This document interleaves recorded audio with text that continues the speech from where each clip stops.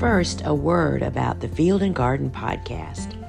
The Field and Garden Podcast is a part of the Gardener's Workshop. The Gardener's Workshop has been telling the stories and how-tos of growing, selling, and helping others to pursue their flower-growing dreams for over 25 years. What began as one gardening enthusiast sharing her passion has grown into so much more.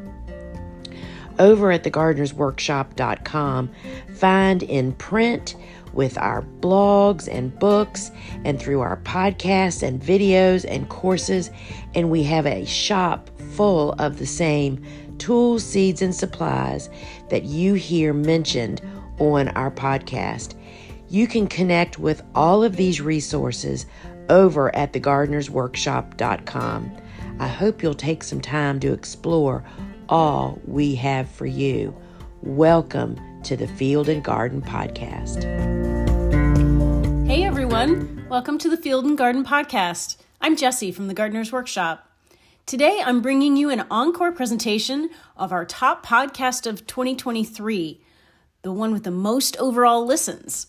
It's one that Lisa did way back in January called Flower Farming Do's and Don'ts. In addition to being full of good tips from Lisa, it also has a really sweet story from a listener at the end. So listen in, and I hope you enjoy.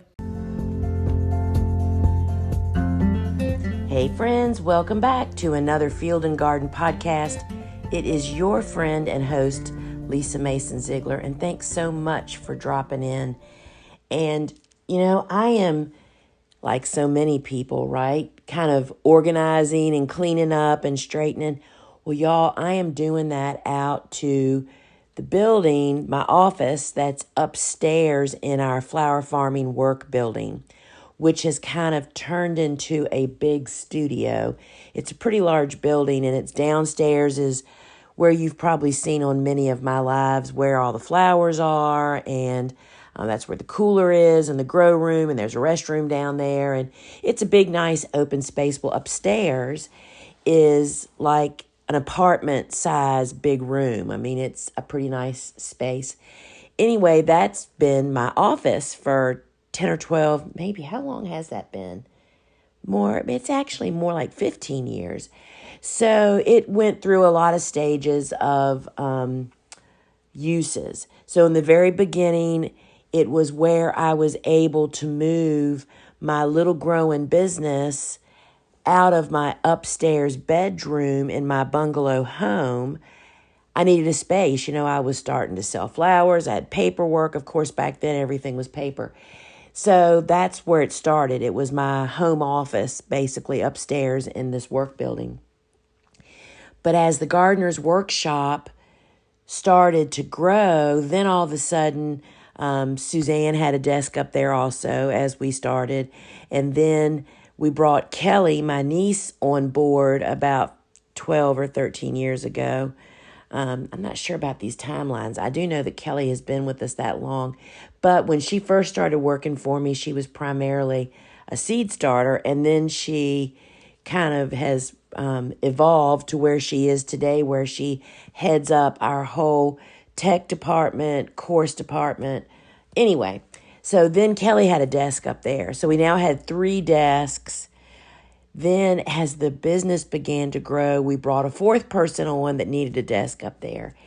So there has been, and I then began, after we moved the Gardener's Workshop off the farm to a business building that's away from here, we just took all the stuff that we needed, and my office was kind of left with 2 decades of my stuff, notes, conference notes, ideas. I found a partial manuscript for a book that never got off the ground.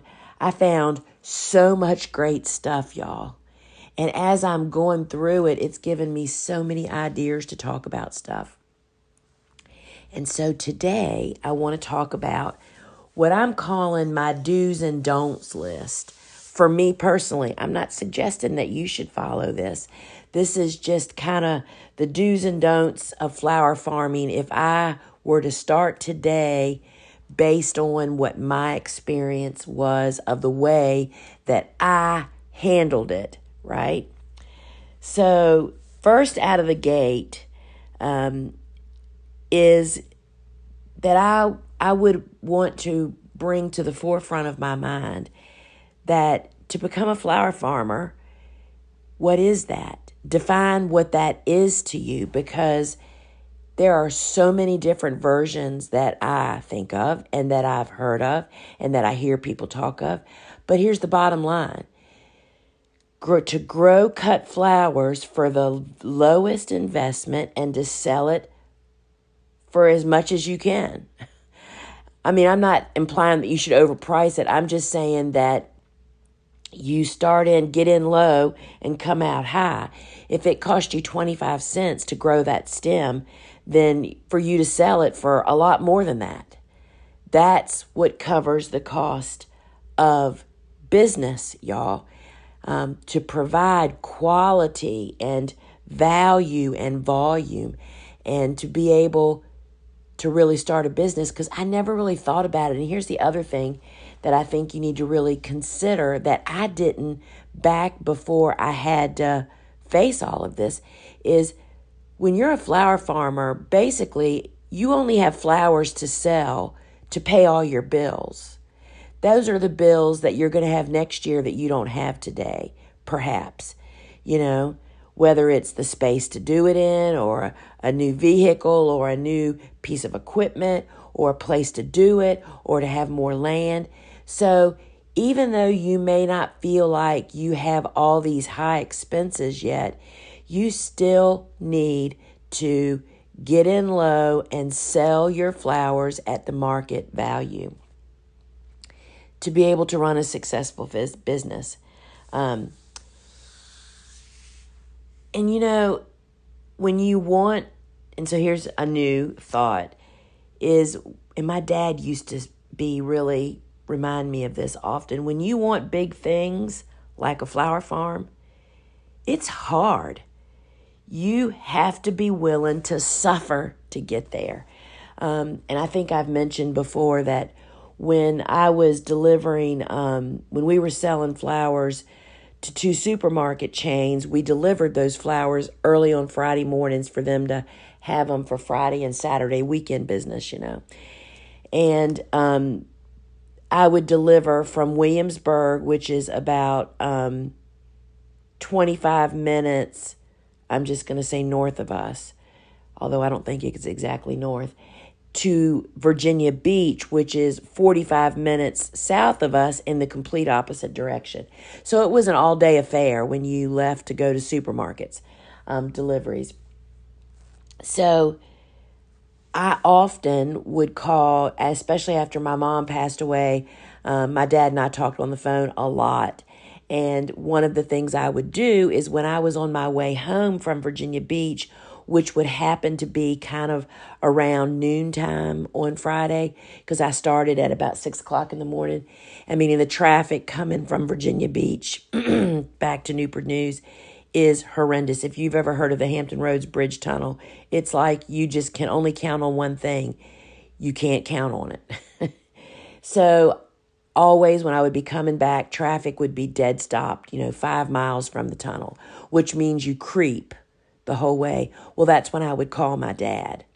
I would call him when we were in this kind of standstill, and I would be belly aching about whatever the failure, the screw up, or the problem of the day. And he would always say, if you want something big, you have to be willing to suffer through it. And that's the bottom line, friends. You're supposed to suffer. It's supposed to be hard. If it wasn't hard, everybody would be doing it, right? So if you want big things, it's hard, and you have to be willing to suffer to get there. And I don't mean suffering for a day, friends, or even a year. I still suffer. I'm 25 years in because your business is always growing, changing, tweaking constantly. And every time you do that, there's a whole new line of sufferings available to you. And then here's another really good one. If you don't quit, you'll make it. Oh my goodness. I see and I hear from my students over and over again. I mean, they fail one time and they think they're a failure and that a flower farming business won't work for them where they live. I mean, you just can't quit. Friends, if you don't fail every single day at least once, you're not trying hard enough. If you don't quit, you will ultimately make it. If you want it bad enough. And so I was doing a podcast, actually talk with Jonathan Lease of Springforth Farm earlier this week. And I just really, Jonathan and Megan are a young family, smart farmers, super smart farmers. I mean, I was so impressed when they brought their course that we published, the No-Till Micro-Scale Flower Farm. And I was so impressed with the content of their course, but I was even more impressed as I have become lifelong friends with them now and talk to them from time to time and hear what they're doing and how they're handling situations. And so he and I were chit-chatting before we did this podcast the other day, talking about the problems of cover cropping, particularly related to no-till or challenges. And I said, Jonathan, I'm finding 25 years in, this is our 25th anniversary year, that 2023 is for the Gardener's Workshop, that each year it just gets easier and easier. And I said, it's so hard for people to believe that Bobo and I literally only work on the farm at farming 2 days a week, and that's only about a 6-hour day. She comes at 8 and leaves at 2. And we manage what basically I would guess is about a half-acre working cutting garden, producing a ton of flowers in that a little amount of time. But that's a result, y'all, of 25 years of wisdoms, experiences, and acquiring the tools and equipment that make it quick and easy for us. So the only way to get comfortable and to make flower farming livable, to make it lower stress, is to do it over and over and over again. You learn that all these things that have your britches in a knot right now, 2 years from now, you're going to forget totally about that because you're going to master it. And what Jonathan shared, he said, well, for us, and I totally agree with what he said, is you learn to let it go. When you fail, like right now, let's just say that you are one of the people that I just read about the other day that planted your new flower farmer and you jumped straight to tulips because you think they're so beautiful and you're sure you can sell them even though you really don't have any customers yet. And you don't necessarily have all the pieces to successfully grow tulips, whether that's knowledge or a cooler or, as I mentioned, a list of customers waiting for them. That, you're like got a knot in your gut because they're all of a sudden starting to pop up and you're thinking, oh my gosh, it's only January and my market doesn't start till June. What am I going to do with all those flowers? Well, what you come to realize is that you learn to let go of your big mistakes like that. There is nothing you can do right, except for finding customers, right? Red flare, if you grew tulips, you better have customers typically much earlier than you normally do or a way to sit on them. And so Jonathan shared that they've learned to roll with the punches of their failures and screw-ups. And what that leads you to, as he said, is to have plan B. I always have a backup plan for the backup plan.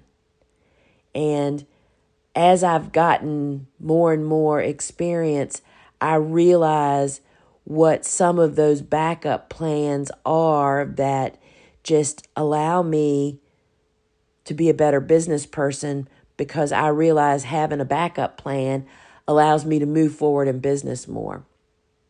So the only way to get comfortable and livable with being a flower farmer is to do it, and to realize that mistakes happen every single day, and you have to learn how to create space between that stress and your reaction. You have to learn that that is a part of business.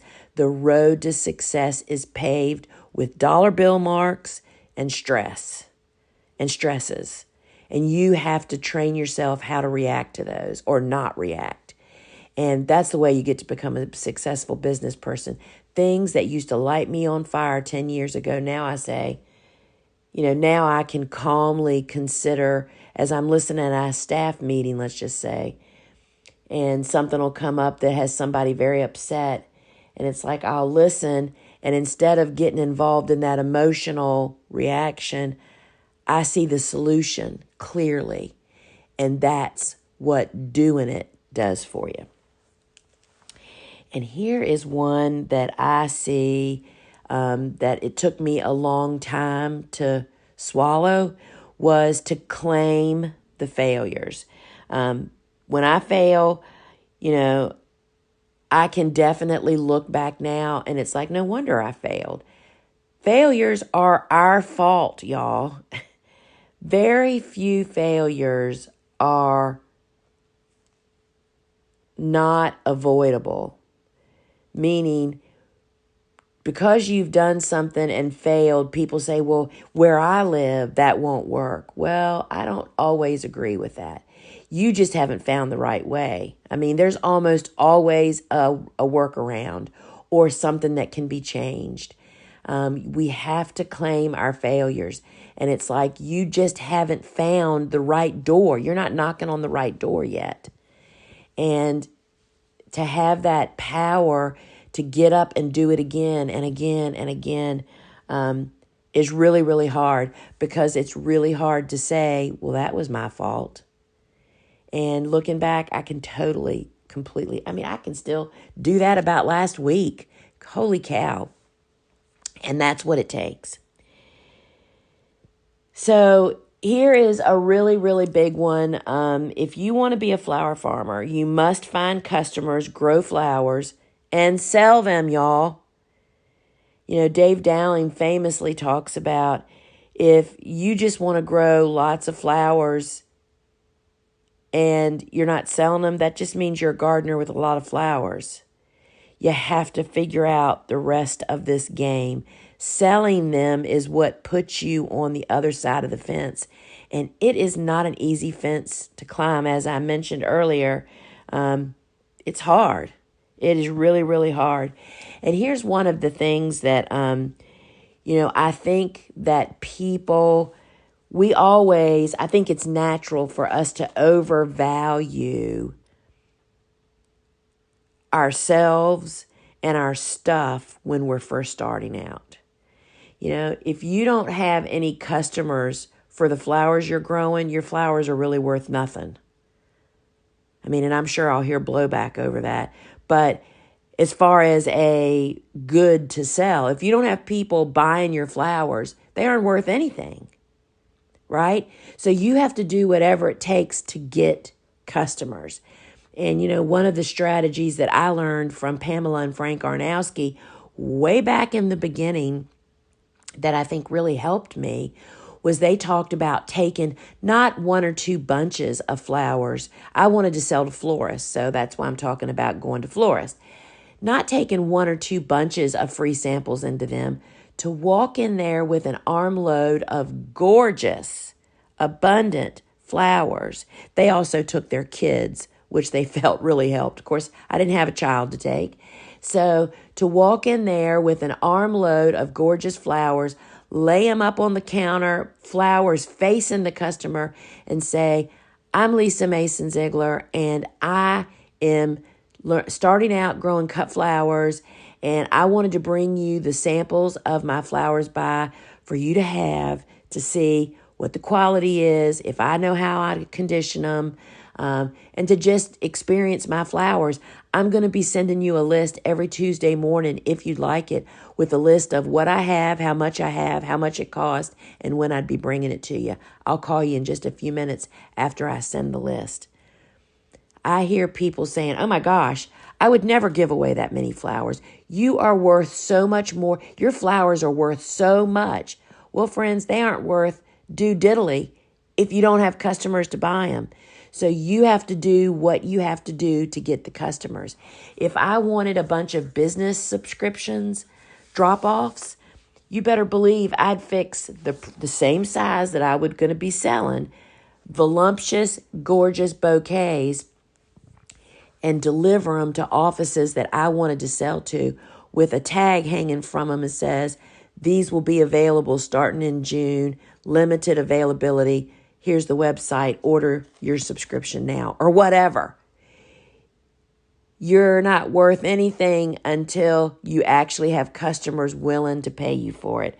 And I think that's a big one, and I think people really do tend to now, once you got customers, there's a different story there. But you have to do something. If you don't have customers, they aren't worth anything, right? So if I wanted to stay stuck starting a flower farming business, this is what I would do. I'd start tomorrow. Don't do it today. I hear this over and over and over again, and I was kind of stuck there. I was so fortunate to have a man as my partner that gently pushed me over the edge to get started. So if you want to know how to not ever have a successful flower farm, number one, start tomorrow. And here's another one that I find, particularly as a person that teaches courses, is number two is to read lots of books and take courses and then do nothing with them. Just study them, prepare, plan. Just stay in that mode. That is the best way to never start a flower farm. And then number three that I find, and this is probably a hole that is so easy for everyone to fall into, is to take advice from people who don't have a successful flower farm, who haven't done it. That's like if you wanted to make a lot of money and you were trying to figure out how to do it, you'd ask your friends that have no money how to do it, right? That's a simple way to do it. I heard somebody say that. And so you have to really don't waste your money, your brain space, and your time and your morale taking advice from people that haven't done it. Here's a great example. So oftentimes people will, even in my course closed groups, people will post a picture of what's eating my plant. And I often, depending on what time limit I have, I want to say when I see that is, why are you wasting your time asking other people that are just like us that don't know? Go straight to the horse, which would be, in my opinion, if you're in the United States anyway, go straight to your extension agent office. They're sitting down there with 50 books and resources and online resources where they can instantly look it up and then advise you for what the norm is in your area. They're familiar with all of that. Why waste time asking other people that don't probably know any more than you know, right? So, that's just an example of pick your resources carefully because you don't have a lot of time to waste, whether you're talking about something that's eating your plants or a harvest question. Go to good resources. So you need to go to the people that have actually done it. And then the other thing that I think was really helpful and a big part of why I'm successful. Sorry, coffee break, y'all. Flower farming business is particularly lonely, if you ask me. I think all entrepreneurial businesses are lonely. If you're doing it right, it is a lonely place. I mean, you have to do a lot of work. And flower farming, I think, is particularly hard, any farming, because you're hot and exhausted, physically exhausted part of the year also. And that really makes it hard. I mean, it is so easy to get weepy for me. I can remember, 15 years ago, hot and tired in July, just feeling like the world was going to end, It can really be that way. So for me, having a life partner that is either directly involved in your business and wanting to do it right along beside you, or they're cheering you on when you come in at night. I mean, and what does that mean? Cheering me on means that Steve Ziegler did laundry for 10 years. If Steve had not just stepped in and started doing laundry during my high production years, we would have had no clean underwear at this house. That was cheering me on, right? And his willingness to on the nights that I was supposed to be cooking dinner, that I didn't, because, we ran into a problem and I was still cutting flowers when I can remember him pulling in the driveway at dusk, because he also owns a business, right? Pulling in, he was just as tired. He's a plumber, y'all. That is hard work. And I'm still out in the field cutting flowers back in the days before I had figured all this out. And him being willing to come in the house and figure out something for dinner without belly aching, and he just did it. Wasn't always the greatest, but he did it. And that's what's cheering on. That's the kind of partner. I mean, if you're a young person and you're still shopping for a partner, that's what I'd be looking for.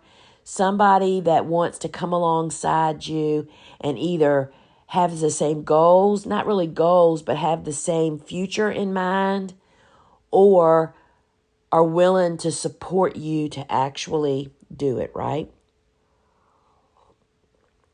And here's another thing and I'm sure he'll blow back over this too, but I am all about planning. I had all those papers in my office, right? I'm a list maker, writer, but I think that getting caught up in the planning, spreadsheet, deep, all that stuff allows people to stay stuck. It is your habits of today that you have to work on, and build your goals around your habits. I call that a realistic goal. So for me, it's like I know that I have to have structured days.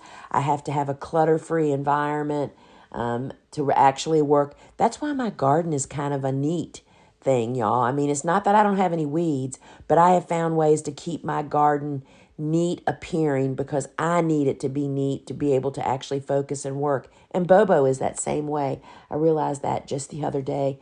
Bobo's, in knee deep in seed starting right now.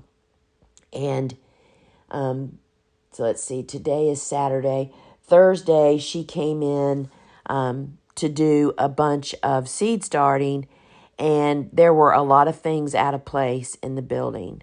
And because I'd been doing stuff, and she had to take about an hour to get the building back in her working order before she could sit down and do seed starting.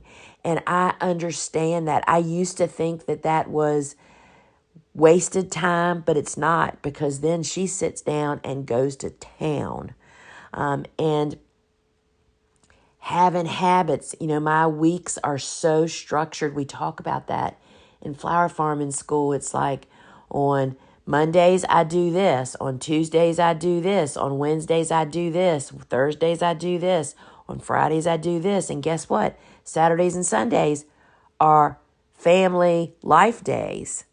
And people know that, and the people that work for me and my family knew that. I mean, it's like, I think with flower farming, because most of us do that at our home, people think they can drop in anytime, or, because I'm in the city, that's really a problem. Meaning you have lots of people that can, just pop in at any time. And my family really came to learn that on Mondays and Thursdays in season, do not even come here. Those are harvest days. And we are racing the heat and sun all the time. I mean, we start as early as possible.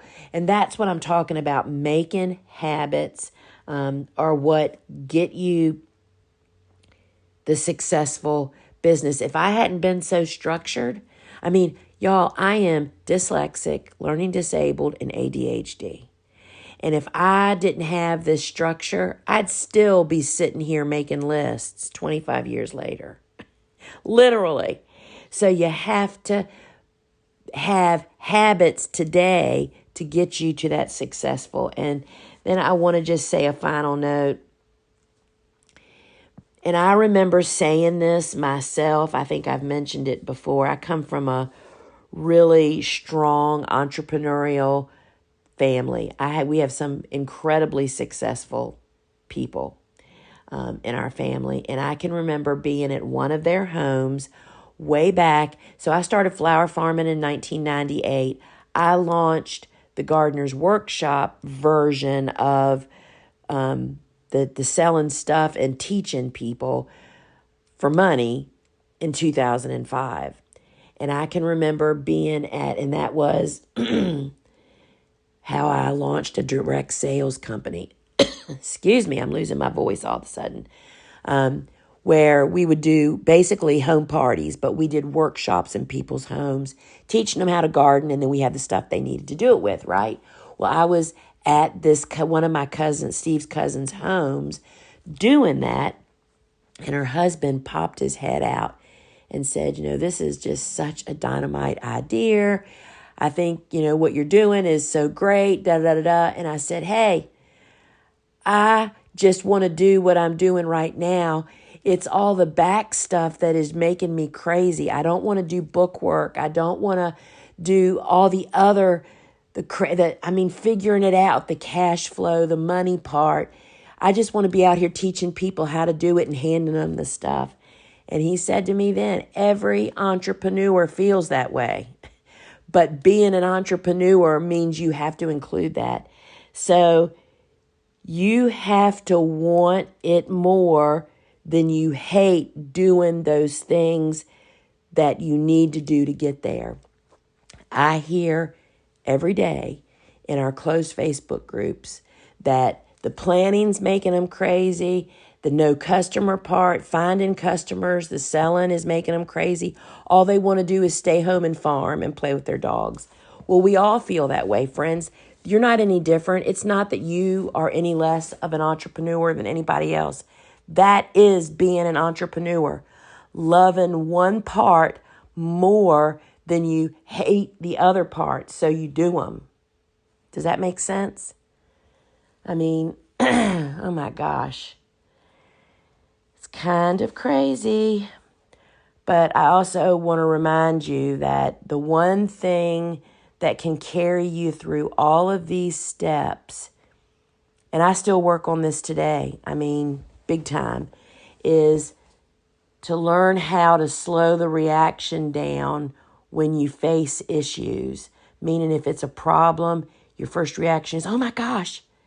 You have to build a wall between that and your reaction.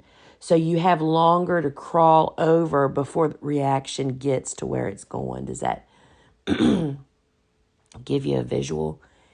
And the example that I heard somebody use is a thermos. How it's hot on the inside and it's not affected by the outside air. You have to thicken your walls, your reactions. And I could say this to myself every stinking day, y'all. So that's what I'm thinking is kind of some of the do's and don'ts that I wished I would, if I had to do a replay of my business life. These are things that I wished I'd have known about, things I'd have focused on, because let's be honest, learning how to grow flowers in any kind of volume, even a small volume, is a learning curve. Then if you're also starting a business and you're not a business person, that is that's like trying to eat an elephant in one bite. So these are all normal issues and problems. So friends, if you're enjoying the Field and Garden podcast, you can help me so much. If you're listening to this over on my YouTube channel, subscribe so you don't miss a future episode. Give us a like, and that helps us so much. And if you're listening on your favorite podcast app, please drop a review. And it doesn't have to be but a few words. 4 words qualifies. And the more reviews we get, the more people they show the podcast to. And I just so appreciate all of you and all your comments. And I read all of the reviews. This podcast is brought to you by thegardenersworkshop.com, which is our platform that includes tons of resources. Our sister podcast, which is Seed Talk with Lisa and Lane, our online videos, a library of our online courses, as well as our garden shop that sells the same tools, seeds, and supplies that you hear me mention and that I use here on our farm, as well as my books. And friends, thanks for dropping in, and until we meet again, ciao. Hey friends, I wanted to share with you a super encouraging note that I received during Christmas from Jennifer of Illinois. And I just can't tell you how much these kind of notes just fuel me. And I just wanted to share it with you. It's super sweet. It says, I'll be starting my 5th season in 2023 and wanted to thank you again for inspiring me to keep going and to keep my outfit realistic and manageable. Learning from you is a privilege. And then it had love, Jennifer. But in there, she had a little laminated card that I am actually putting on my desk to join a couple other type things like this that I have in there. And it says, when I wasn't sure if I could keep going because of how hard it was, you were there to show me it wasn't going to be easy, but it was going to be worth it. Friends, I just can't tell you how true that is. Thank you, Jennifer, for your kind words, and I'm sharing them in the hopes that they're going to help other people know to keep on going.